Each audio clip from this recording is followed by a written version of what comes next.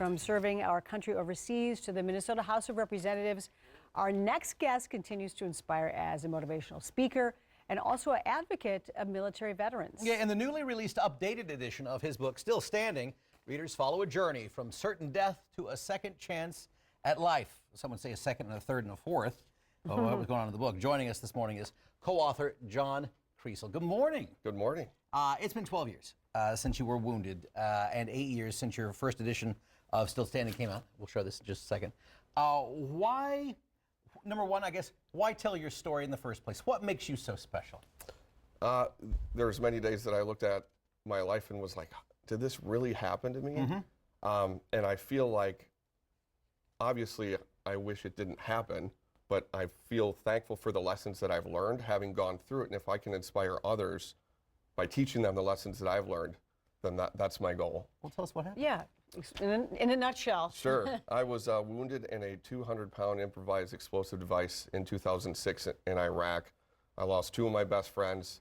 Both of my legs were amputated. Two of my other buddies were severely wounded as well. I wasn't expected to survive. And so when I woke up 8 days later at Walter Reed and realized that I had this new battle ahead of me, I quickly learned that it would be disrespectful of me to feel sorry for myself. I got a second chance at life that my friends didn't get. And so since then, I've tried to make every day the best that I could. The rehabilitation for your body, I'm sure that was, the task was enormous, but also, you know, your mind in going through an ordeal like that, where did you draw from as far as strength? Because, you know, some people think, how could you possibly even, you know, go one more day knowing what you've seen? Sure. I will never forget the moment of laying on the ground after the blast, after the bomb went off, seeing my legs, seeing my injuries, hearing my blood going into the sand. I thought, I'm going to die.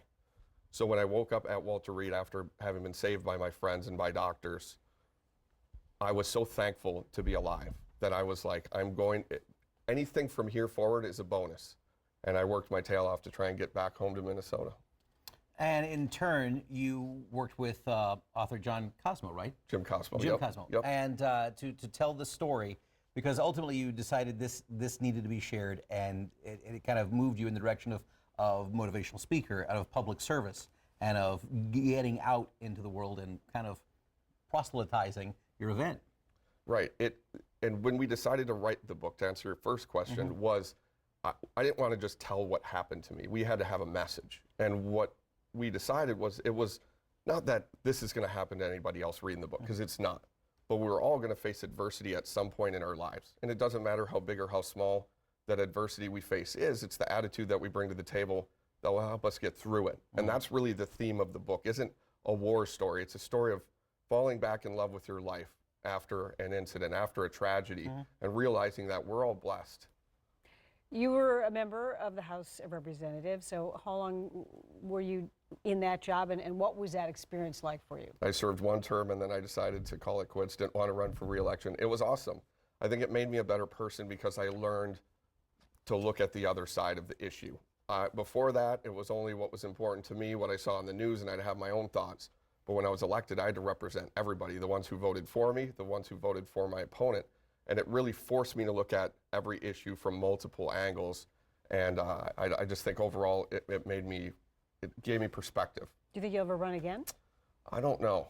Probably not, because I'm happier now than I've ever been. So why mess with it? But I'll never rule it out for sure.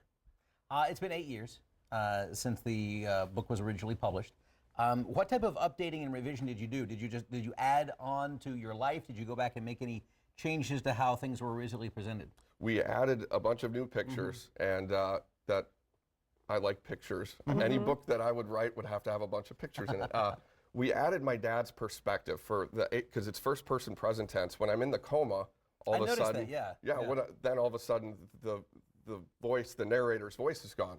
So it's always been my buddies that were there on the ground when it happened, but this time we added my dad's perspective from when they got the phone call from the Army saying I'd been seriously injured and I may not survive, and then his journey to Germany to be by my side, sort of from that perspective as a parent.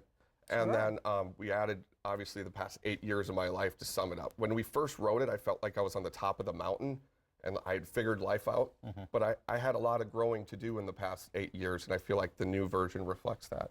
All right, we have the release party coming up, and that is Tomorrow. Tomorrow? From 6 to 9 p.m. at Summit Brewing Company. And if people buy a beer or a book, I will buy them a beer. Oh, very nice. Well, how about that? That's a great book release party. John, thank you so much for coming in today, talking about your new book. It's available in bookstores and online retailers. And you said you can meet John tomorrow night at the release party at Summit Brewing Company in St. Paul. Buy a book, you'll buy a beer. For more information, visit stillstandingstory.com.